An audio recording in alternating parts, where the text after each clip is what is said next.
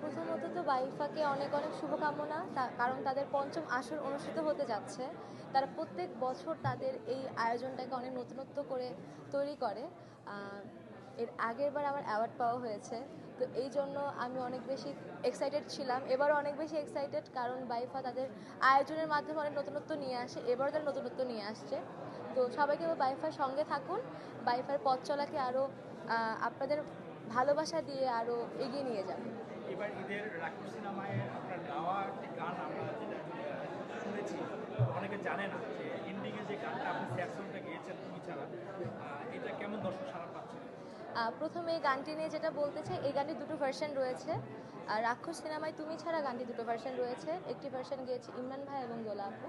আমার ভার্সনটা replace version, এই ভার্সনটা গেয়েছি আমি। তো এই ভার্সনটা একটু আমার জন্য স্পেশাল, কারণ এটা একটু স্যাড ভার্সন। কারণ এই ভার্সনটাতে একটা পার্টে জিল্লুর একটা ক্যারেক্টার দেখায়, যেখানে সাকিব খান এবং ইদিকা পালের ইউনিভার্স দেখানো হয়।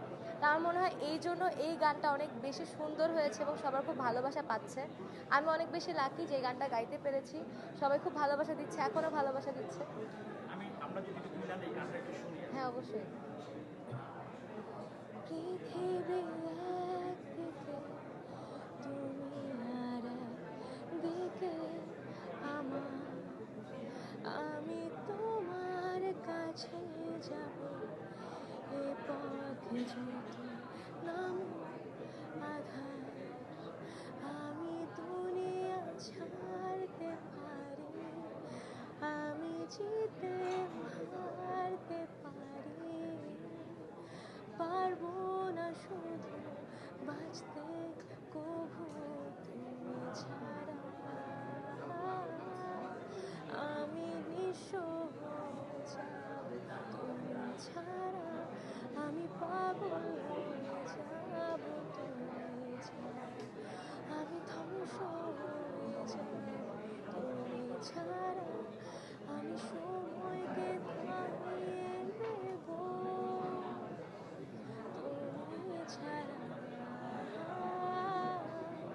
তুমি ছাড়া। ইমরান ভাই যখন আপনাকে গানের কথা বলল, এই তখন কি আপনি জানতেন যে আপনি সিয়ামের এই সিনেমায় গান করবেন বা রাক্ষসে গান করবেন?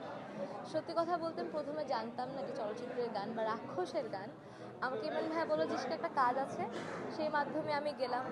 শুরুতে আমি গানটার ভয়েস দেওয়ার শেষে আমাকে ভাইয়া বললো যে এটা চলচ্চিত্রের গান।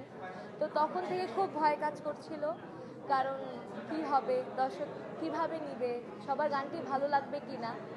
তো আলহামদুলিল্লাহ সেই জায়গা থেকে সবার ভালো লাগছে, সবাই পছন্দ করছে। জানা মতে এটা হচ্ছে আপনার সিনেমার প্রথম প্লেব্যাক, এটা কেমন স্মৃতি হয়ে থাকে?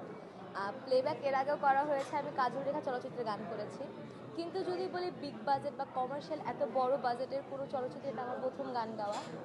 আসলে এই অনুভূতিটা অন্যরকম। প্রত্যেকটা সিঙ্গারের একটা অনুভূতি, মানে একটা চাওয়া থাকে সে প্লেব্যাকে গান করবে বা প্লেব্যাক আর্টিস্ট হবে। তো ওই জায়গা থেকে আমি অ্যাজ আ সিঙ্গার হিসেবে আমার এটা অনেক বড় একটি চাওয়া ছিল। তো আস্তে আস্তে আমার স্বপ্নগুলো পূরণ হচ্ছে। দেখা যাক সামনে কী হয়, বাকিটা আল্লাহ ভরসা। দর্শকের উদ্দেশ্যে এটাই বলবো, যেহেতু গানের মানুষ, গানকে নিয়েই বলবো, সবাই বাংলা গান বেশি বেশি শুনবেন। এবং একটু প্রমোশন করে দিই, রাক্ষসের দেখবেন সবাই, হলে গিয়ে রাক্ষস চলচ্চিত্রটি দেখবেন।